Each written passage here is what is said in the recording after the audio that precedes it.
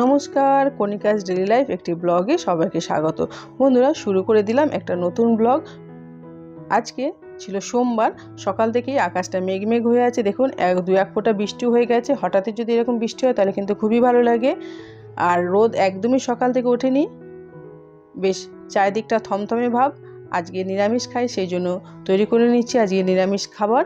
প্রথমেই লাউ আলুর খোসা এখানে ভেজে নিচ্ছি। লাউয়ের এই খোসাগুলো খেতে কিন্তু খুবই ভালো লাগে।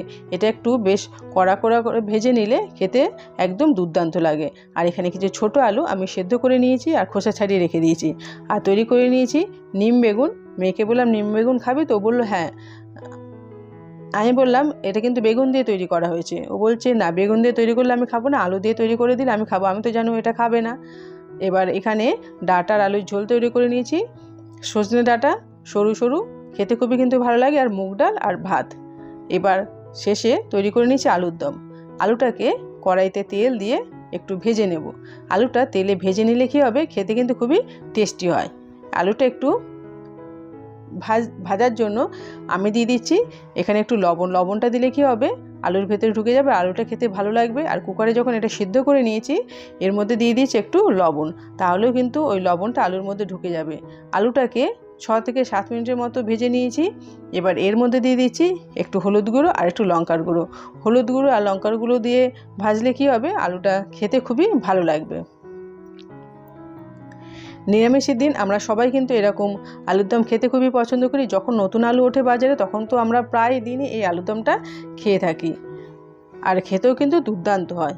এবার আলুটা ভাজা হয়ে গেছে। এবার কড়াইয়ের মধ্যে আবার একটু তেল দিয়ে একটা শুকনো লঙ্কা, তেজপাতা আর 5 ফোড়ন একটু ফোড়ন দিয়ে দিলাম। এগুলো ভাজতে ভাজতে যখন একটু খুব সুন্দর গন্ধ বেরোবে তখন এর মধ্যে দিয়ে দেবো কিছু রেগুলারের মশলা। প্রথমে দিয়ে দিচ্ছি টমেটো আর ক্যাপসিকাম কুচি। ঘরে হাফ ক্যাপসিকাম পড়েছিল, সেটা আলুর দমে লাগিয়ে দিলাম। এবার এটাকে ভেজে নেব।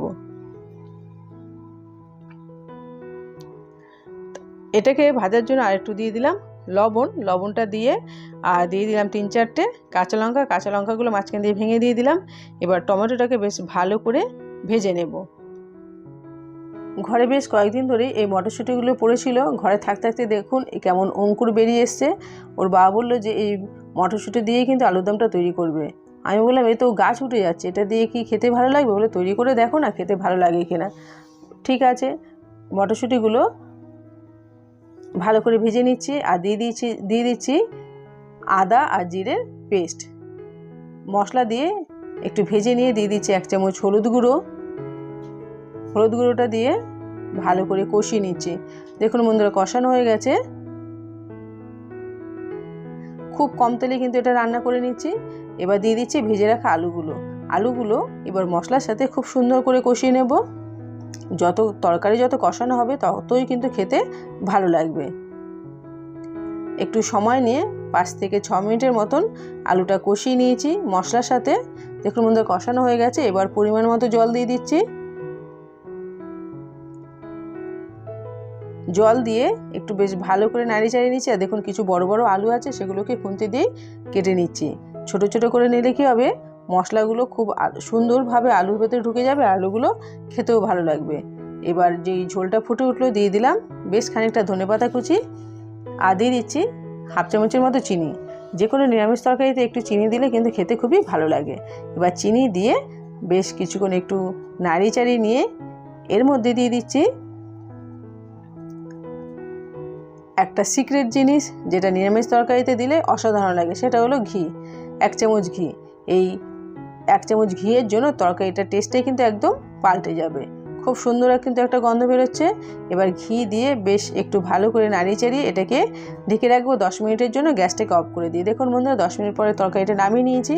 একটা ছোট বাটিতে মেয়ের জন্য নিয়ে নিয়েছি। মেয়ে তো বলেছে মা তৈরি হওয়ার সঙ্গে সঙ্গে কিন্তু এটা আমাকে দেবে, আমি আগে টেস্ট করব। ওকে দিলাম খেতে। ওকে জিজ্ঞেস করছি কিরে কেমন লেগেছে খেতে। ও তো দেখেই হেসেই কুটোকুটি, ও কি বলবে।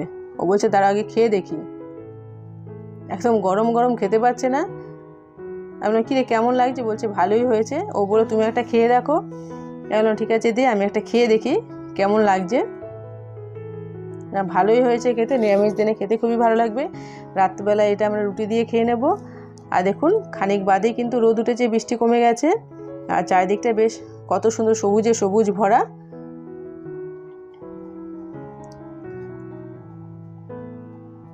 সবুজ গাছ দেখতে পেলে কিন্তু মনটা খুব ভালো হয়ে যায়। দেখুন বন্ধুরা, বেশ সুন্দর লাগছে। আর এখানে একটা নতুন জলের বোতল কেনা হয়েছে। এটা বোতল ঠিক না, ফ্লাক্স। কিছুদিন বাদে যা গরম পড়বে, ওর বাবা যখন কাজে বেরোবে তখন এটার মধ্যে ঠান্ডা জল দিয়ে দেবো, তাহলে সারাদিন ধরে খেতে পারবে। আর শীতকালেও কিন্তু এর মধ্যে গরম জল রেখে খাওয়া যাবে। আমি এর মধ্যে গরম জল রেখে দিয়েছিলাম বেশ 12 থেকে 13 ঘন্টা। খুব জলটা ভালো গরম ছিল। এটা একটা খুব কাজের জিনিস হয়েছে। এটাকে আবার গুছিয়ে সুন্দর করে রেখে দেবো। আরও একটু বেশি গরম পড়লে তখন এটাকে ব্যবহার করব। খুব সুন্দর একটা জিনিস হয়েছে। 3-4টে কালার দেখিয়েছিল, মেয়ে এই কালোটাই পছন্দ করেছে। এবার এটাকে বেশ গুছিয়ে গেছে, সুন্দর করে রেখে দিচ্ছি।